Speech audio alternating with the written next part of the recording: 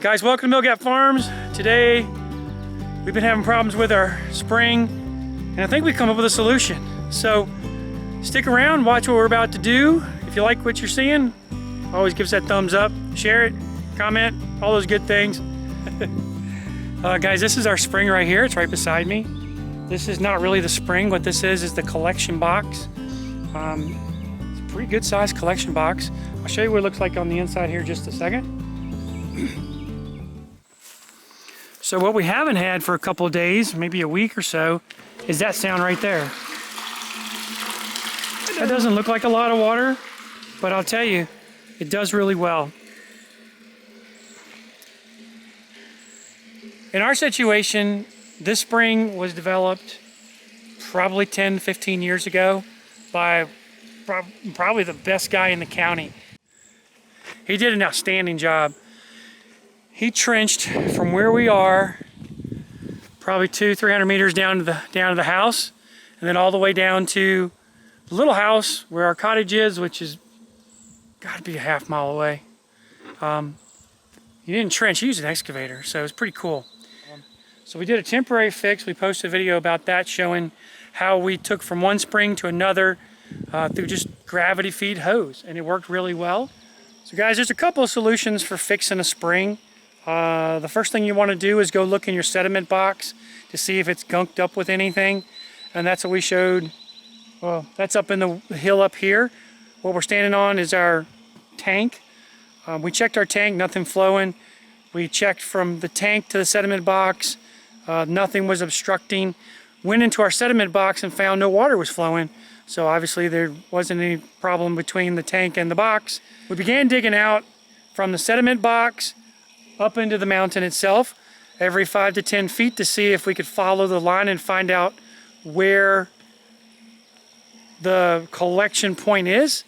And then we came up with two solutions. Either you're going to dig it out and then redo the rock and the dam and the line, or you're going to try a different way, which is what we did, and we hope this works for you guys, where we took the our maple syrup lines, and I know you guys may not have maple syrup lines, so we were going to use a pump, but we didn't have a pump, so we used the opposite of a pump, which is gravity and elevation. So we filled up our lines with water, then we put a hose all the way into the box itself, and when we did that, we opened up the valve and that column of water created pressure, shot up into the spring collection point, and it freed out all the sediment in that point, and now we have water flowing again.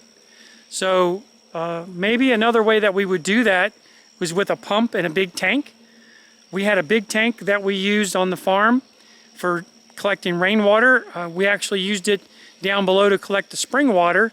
Then we took that up to the top, filled up our lines, and when we did that, we then let the water go into our spring, it flushed it, and now if you can hear, I don't know if you guys can hear that noise, that's water. How do we look, guys? Hot and sweaty? Probably so. I just walked up from the barn. That's about 700 foot of elevation gain, and I'm old. So, not to mention, out of shape.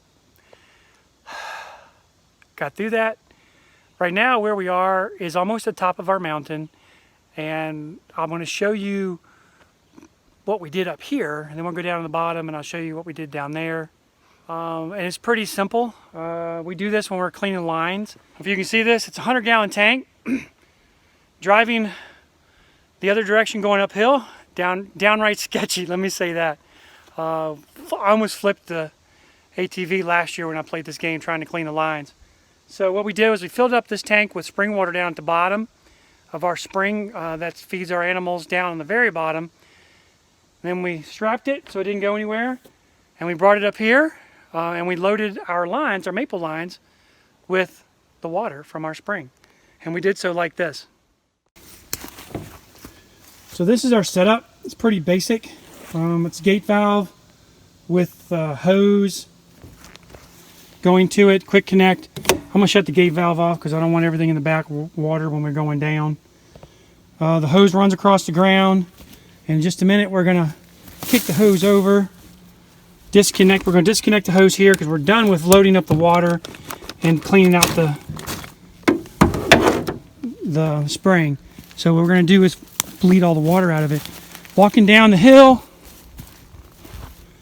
So let me try to give you it doesn't do it justice, okay? It's really steep where we are. We're walking down to the whoa boy, to the lines. We took the end cap off, shoved the hose in this 1-inch line that goes all the way down the mountain to our barn. This is one of our main maple lines. If you look around, you can see some of the laterals. See them? They're everywhere. A lot of folks tell me this is the matrix. So for this application, we shoved the hose in and we fed the water from that tank up on the hill into the line. When that was done, it went down to the bottom. We opened up the valve and it pushed water into our spring. And now the spring is, I believe, running. We're gonna go check that next. That's good. I don't know if you can hear that. That sound is the water going out. That's a good sound. From this point here, the water goes under the ground, through a pipe down to our tank. And we're gonna loosen this up here in just a minute and watch it flow.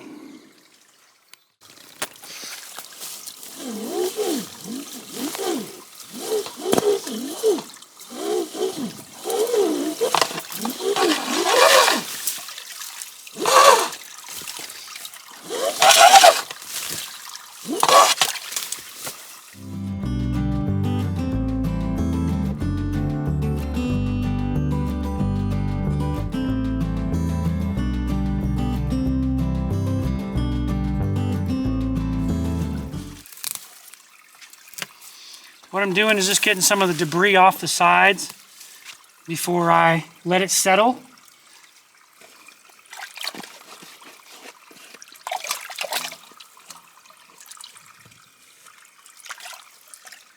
In just a couple minutes, after this water settles out,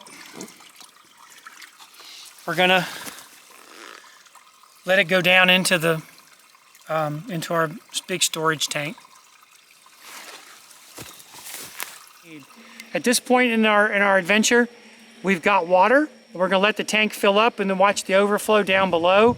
Once that happens, we're gonna switch everything back and see how this thing flows for the next couple of days. Springs, they're not complicated. Sometimes locating stuff can be difficult, but they're all gravity fed. At least here on this farm, ours are gravity fed. And we have a difference in elevation between us and the little house of probably 250 feet, which creates enough water pressure for you to take the most amazing shower with the freshest water coming off the mountain. If you guys like what you're seeing here in the video, be sure to hit subscribe, like it, comment. We love comments. If there's anything that you guys can think about, you got questions, let me know. If you ever want to come up and visit our farm, it's millgapfarms.com. Come up anytime. Well, we say anytime. Give us a call first, right? Because we're in the middle of nowhere and we'll help you get here easier. Thanks a lot for visiting Mill Gap Farms today, guys, and God bless you.